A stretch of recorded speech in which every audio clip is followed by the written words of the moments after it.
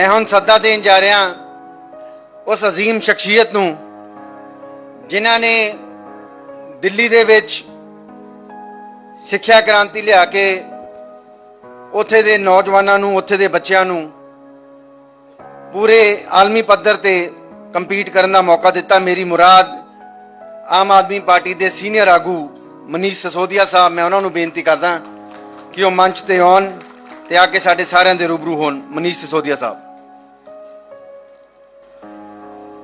बहुत बहुत धन्यवाद।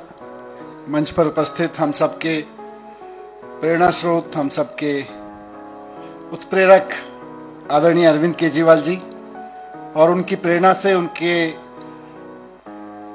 सुझाव पर, उनके दिखाए रास्ते पर चल रहे पूरी पंजाब सरकार में शानदार काम करके दिखा रहे पंजाब के हरमन प्यारे मुख्यमंत्री मेरे मित्र भाई भगवंत मान जी, कैबिनेट मिनिस्टर्स, एमपी साहिबान, एमएलए साहिबान, यहाँ पर उपस्थित ऑफिसर्स, और सबसे बड़ी चीज़ जो भगवंत मान जी की अगुवाई में पंजाब में बनी युद्ध नशे विरुद्ध की टीम, आप सबको बहुत बहुत बधाई।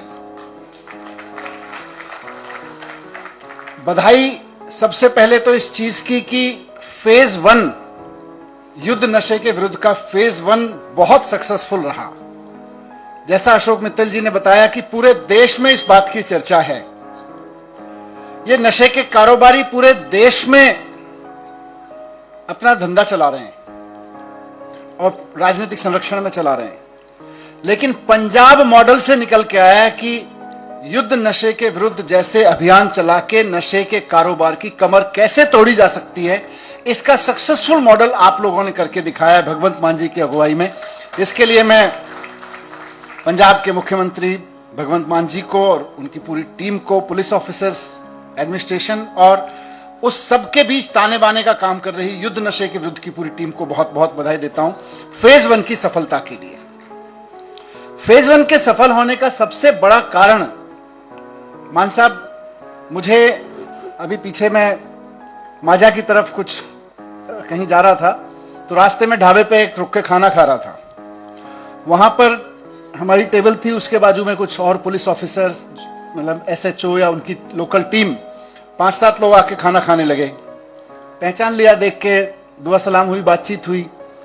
तो मैंने उनसे बातचीत में पूछ लिया कि आपके इलाके में तो पहले नशे की तस्करी काफी होती थी, थोड़ी खुल के इनफॉर्मल बातचीत चल रही थी। उनका ईमानदारी से बताओ कम हुआ कि नहीं हुआ? तो माजा में तैनात उस पुलिस ऑफिसर ने कहा, जो एसएचओ लेवल के ऑफिसर थे, कि बहुत जबरदस्त कमी आई है जी। उन्होंने फिर गांवों के नाम गिनाए कि जी उसमें बड़ा आदमी था, उसकी सप्लाई तोड़ दी, उसमें बड़ा आदमी था, उसकी सप्लाई तोड़ दी, वहां की चेन तोड़ दी, वहां की सारी चेन तोड़ दी। उन्होंने अपना पूरा मुझे डेटा, खुश होके कि कोई लीडर सुनने वाला मिला है, उन्होंने मुझे बताई। तो मैंने उनसे पूछा कि आप कब से सर्विस में हो? तो 4-5 लोग थे, कोई 20 साल, कोई 25 साल, 15 साल, अलग अलग सर्विसेज, अलग अलग नौकरियां थी सबकी। तो मैंने पूछा इतने समय से आप लोग क्यों नहीं कर पाए? आप तो इसी इलाके में तैनात हो। उन्होंने अपने बताया जी मैं पहले यहां था। मैं, आप लोग इसी इलाके में तैनात हो, पहले क्यों नहीं कर पाते थे? तो मुख्यमंत्री जी उन्होंने जो बताया वो क्रेडिट आपको और अरविंद केजरीवाल जी को बहुत जबरदस्त जाता है। उन्होंने कहा जी पहले भी जब सरकार आती थी किसी पार्टी की तो आके बात तो करती थी कि नशे तस्करों को छोड़ना नहीं है, पकड़ के रखना है, लेकिन जब हम नशे तस्करों को पकड़ते थे सरकार बदलने के बाद, तो हमसे नशे तस्करों को पकड़वाते थे पिछली पार्टी वालों के, क्योंकि उनकी पार्टी के ही नशे तस्कर होते थे। और हमसे कहा जाता था उनको पकड़ लो और नशे का कारोबार हमारे वाले लोगों को करने दो।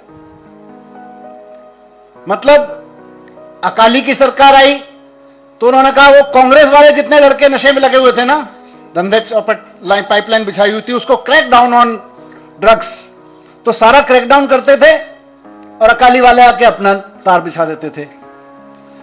अकालियों की सरकार हटी, कांग्रेस की आई तो उन्होंने भी कहा नशा खत्म करना है जी, नशे के तस्करों के खिलाफ पुलिस को कड़ी कार्रवाई करनी चाहिए। बोले हमको लगा, ये पुलिस वाले का एक का नीचे बयान है, बोले जी हमको लगा देते थे, हम जोश जोश में उठा लाते थे कौन कौन नशा कर रहा है। थोड़े दिन बाद हमको कहते थे देखो उनको तो डालो जेल में और ये लोग चल रहे हैं, इनको प्रोटेक्शन देना है, इनको पॉलिटिकल प्रोटेक्शन है। उन्होंने कहा जी पहली बार ऐसी पॉलिटिकल पार्टी आई है जो ये हमको ये तो कह रही है नशे के तस्करों को पकड़ो, पर ये नहीं कह रही कि हमारे वालों को छोड़ देना। इसलिए कम हो पा रहा है क्योंकि जब तक पॉलिटिकल विल ना हो, जब तक राजनीतिक इच्छा शक्ति ना हो, पुलिस के पास तो देखिए डंडा है, हथियार है और पुलिस वालों को सब पता होता है कौन सप्लाई कर रहा है, कहां कर रहा है। लेकिन सबसे बड़ी प्रॉब्लम पंजाब में रही कि पॉलिटिकल विल नशे को बढ़ाने वाली थी, नशे को कम करने वाली नहीं थी। पहली बार पंजाब में पॉलिटिकल विल ऐसी आई जो नशे को खत्म करने वाली है और फेज 1 में ही नशे की कमर, नशे के कारोबारियों की कमर, नशे के कारोबार की कमर बहुत बुरी तरह से टूट चुकी है। बहुत शानदार काम हुआ है पिछले एक साल में। यहां एडिशनल डीजीपी साहब पुलिस ऑफिसर बैठे हैं, उन्होंने अभी डेटा दिया कि किस किस तरह से कितने एक्शन हुए, कितने कार्रवाई हुई, कितने के घर तोड़े गए। ये सब मान साहब की डायरेक्शन पर, मान साहब के दिशा निर्देश पर यहां पंजाब में संभव हुआ। लेकिन फेज 2 जब आप लोग लॉन्च कर रहे हैं, फेज 1 में अगर देखें तो मैं जिस तरह से देख रहा हूं एक पॉलिटिकल ऑब्जर्वर के रूप में, कि फेज 1 था पुलिस की कड़ी कार्रवाई और रिहेबिलिटेशन। रिहेबिलिटेशन तो डॉक्टर बलबीर जी और उनकी पूरी टीम और पूरी सरकार मिलकर कर ही रही है। पुलिस ऑफिसर्स ने खूब क्रैकडाउन किया। तो एक तरह से फेज 1 को की बड़ी सफलता थी पुलिस का क्रैकडाउन नशा तस्करों पर। उनके घर तोड़े गए, उनके लोगों को गिरफ्तार किया, बड़ी बड़ी मछलियों को गिरफ्तार किया। लेकिन पुलिस का क्रैकडाउन और रिहेबिलिटेशन तो फेज 2 में भी चलना है, लेकिन इसमें सबसे बड़ा वैल्यू एडिशन हो रहा है फेज 2 में पब्लिक का क्रैकडाउन। पुलिस तो क्रैकडाउन करेगी करेगी, अब पूरे पंजाब का एक एक आदमी, एक एक गांव में, एक एक वार्ड में रह रहा आदमी, आम जनता इस बार नशे के तस्करों में क्रैकडाउन करेगी, उनके ऊपर क्रैकडाउन करेगी, उनके ऊपर प्रहार करेगी।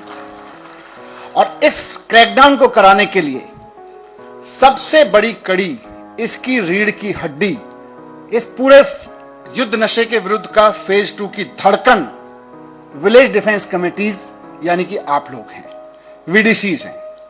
ये सारा का सारा जो कम्युनिटी क्रैकडाउन होगा इस बार नशे के कारोबारियों के ऊपर, नशे के इस आदत के ऊपर, नशे के इस धंधे के ऊपर, वो आप लोगों के जरिए पूरी की पूरी पंजाब की कम्युनिटी करेगी।